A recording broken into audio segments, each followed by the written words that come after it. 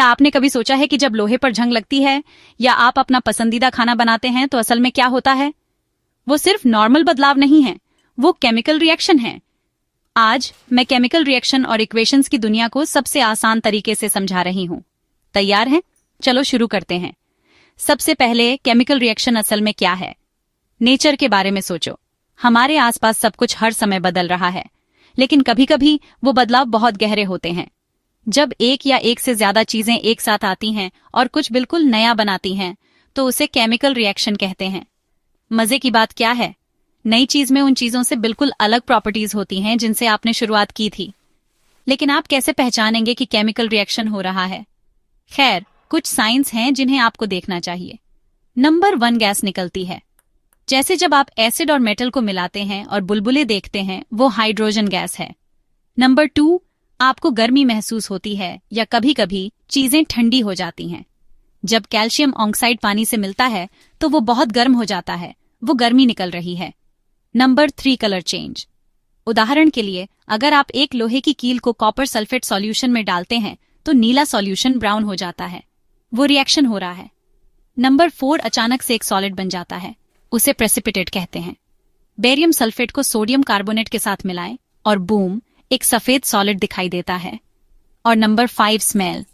कुछ रिएक्शन नई, कभी कभी अजीब गंध बना सकते हैं।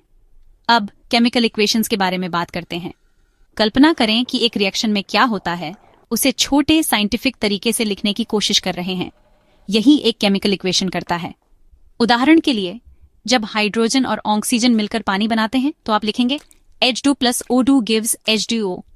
लेकिन रुकिए, ये अभी बिल्कुल सही नहीं है, ये बैलेंस्ड नहीं है। साइंस में हर रिएक्शन के लिए दोनों तरफ एटम्स की संख्या बराबर होनी चाहिए।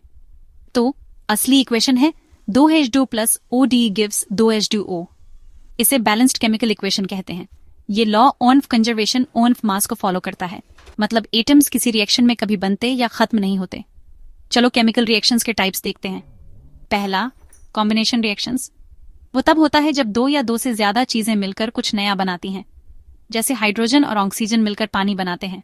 सिंपल लेकिन पावरफुल। अगला, डिकम्पोजिशन रिएक्शंस। यहाँ एक चीज टूटकर 2 या 2 से ज्यादा नई चीजें बनाती है।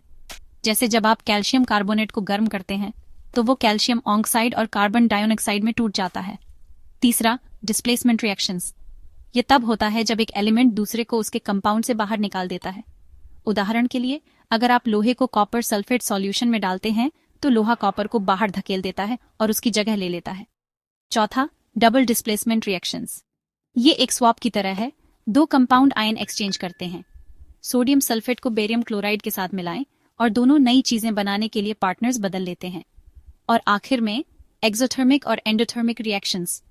एक्सोथर्मिक का मतलब है गर्मी बाहर निकलती है, जैसे लकड़ी जलाना।